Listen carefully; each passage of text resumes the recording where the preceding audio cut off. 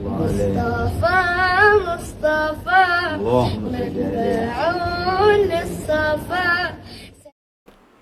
Dalam hal boykot memboykot ini, perlulah untuk kita merujuk kepada orang yang ahli tentang apa yang akan diboykot.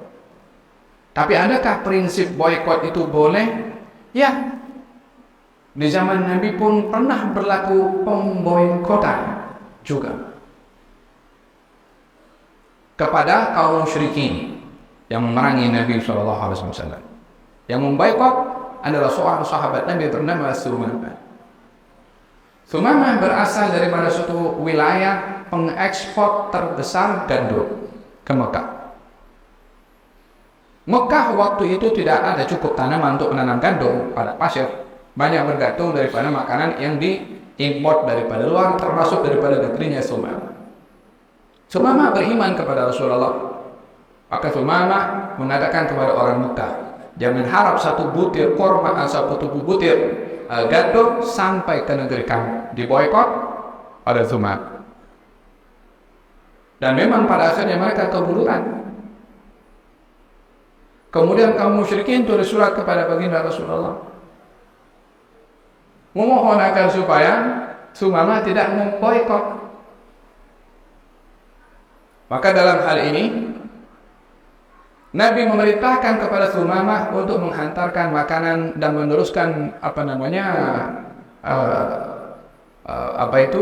penghantaran gandum atau jual beli gandum ke tempat kaum musyrikin. Di sini ada dua keadaan yang diambil oleh Nabi. Membenarkan Sumamah pada boykot. Pada bahasa yang kedua, Nabi membenarkan kepada Sumamah untuk terus menghantarkan, melihat daripada aspek kemanusiaan. Jadi boykot ini mesti ditimbang daripada kedua-duanya. Memastikan barang itu akan diboykot adakah benar. Sekarang pun macam-macam mengkhabarkan. Kita tak tahu, kita pun jadi korban informasi lebih banyak daripada dengar saja WhatsApp apa semua kan. Ya kan? Ini pun satu hal juga. Kadang-kadang dimasuk ke punya WhatsApp ini cerita 4 tahun yang lalu. Itu ada satu, ini just kongsi saja. Satu orang hantar kepada saya dalam grup, ada kontainer berisi makanan, dan makanan itu dikeluarkan, dihancurkan. Tengok kekejaman Yahudi. Bantuan ke Gaza dihancurkan dan dibuang begitu. Cek dalam tuh, ternyata itu berlaku di India atau di Pakistan. Tengok askar yang pakai itu pakai askar India. Apa masalahnya? Allahu a'lam. Tapi tajuk tuh diletakkan, tengok kekejaman Yahudi, kontainer bantuan kepada rakyat Gaza dibuang dan dihancurkan. Padahal itu kejadian sudah berapa puluh tahun yang lalu.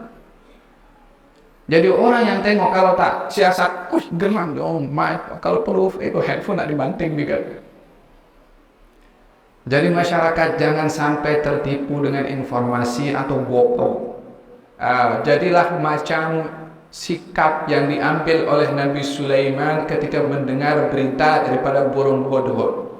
Kata Nabi Sulaiman, aku kena tes dulu berita yang kamu bawa itu betul atau tidak. Asadaqta am kunta minal kadhibin. Supaya kita tidak mudah menjadi objek korban informasi. Setiap saat tengok kita geram, setiap saat tengok kita geram, padahal tidak menepati kepada kebenaran. Bukan semuanya tidak benar, tapi bukan semuanya benar.